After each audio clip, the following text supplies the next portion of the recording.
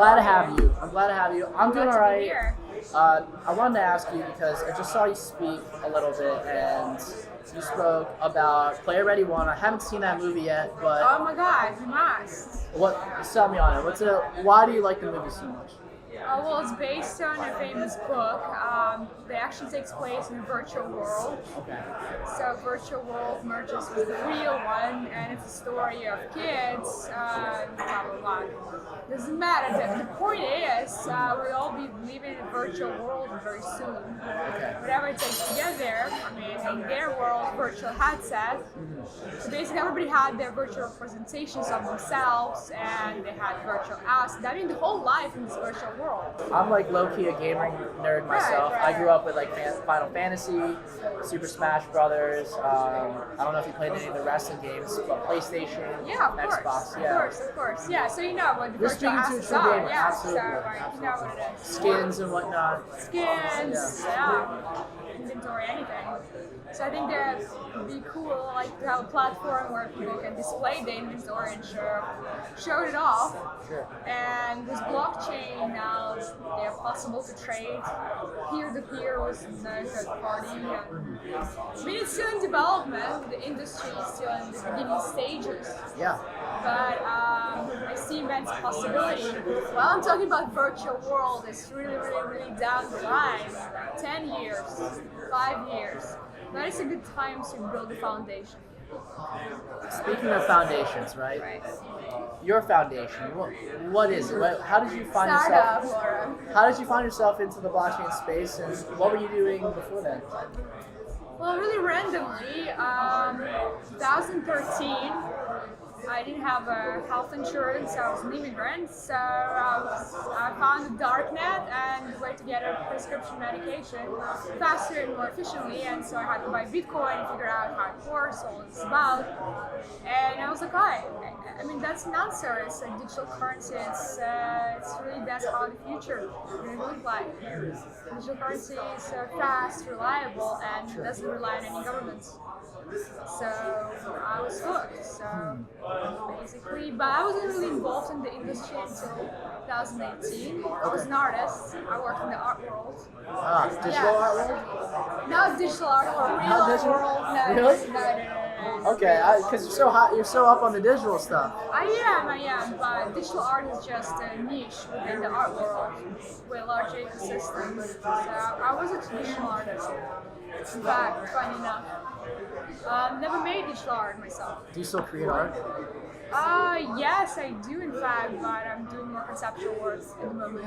Okay. So I'm working on a personal project in my free time. Tell me about that. What's that about? I can't really tell you details, so it's really a surprise of it. Is it still that conceptual? It's really conceptual. It really is. Right, yeah, it's definitely, but This like kind of shit gets me excited, by the way. I I really appreciate art. vaguely related to what I do in my real life, right, in a startup, which is not that exciting at all. Being a startup founder is not that fun. Why It's is a lot of stress, ups and downs, and etc. But somebody got to do it. I love that. I love that you said that because this whole startup culture, it's presumed to be exciting Yeah, and so like glamorous, fast-paced cool. and cool.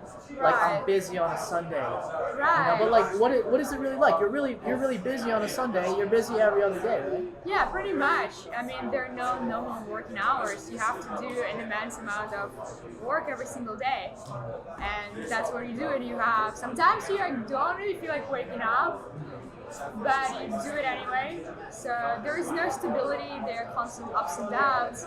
I mean, virtually everything can go wrong. Everything can go wrong, and oftentimes it does, and you have to be prepared for it.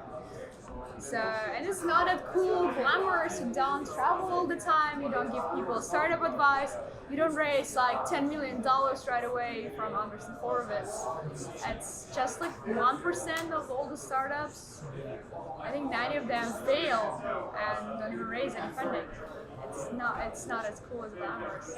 I think what's really cool about people going into startups or people building startups is that they're taking that step, right? Because they're taking that step into the unknown, into discovering what's possible with their idea and with their vision, right? And I have to commend them because that's step number one out of all the steps you have to take, which I'm sure I don't know what step you're on, step 282. So my question is, what message would you have for that person that wants to do what you're doing, that has this passion that you have and wants to build a vision around it, see it succeed in the startup capacity? What would you tell that person to prepare for? A lot of the challenges you're talking about, it's not all glamorous. What would you say? Absolutely. I think decide for yourself if that's something you truly want and see yourself doing in 5, 10 years, no matter what. I mean, forget about stability, security, and all of that.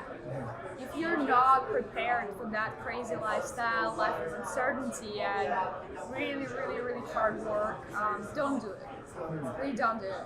It's, freedom is costly, really. It does not pay off right away. No, far from it. Those influencers on Instagram, I made 10 million my first year by reading this book, doing this.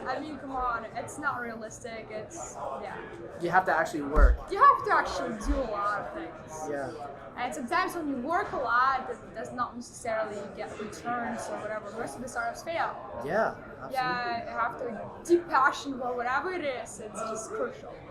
I think failing is when you're your most human self, because it's very self-reflective, right?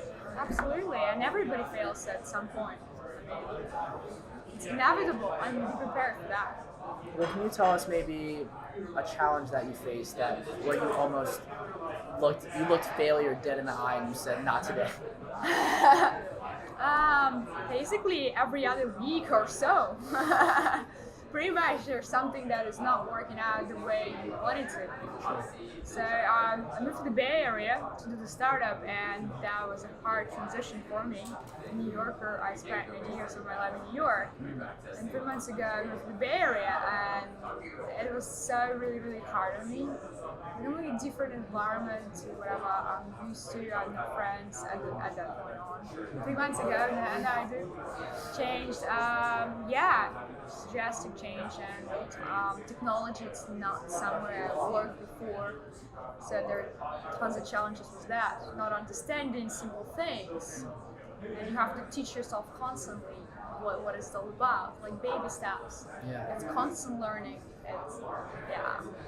I love it. I think just your transparency in the actual process itself, because it is a process. Nothing happens overnight. Sure. No.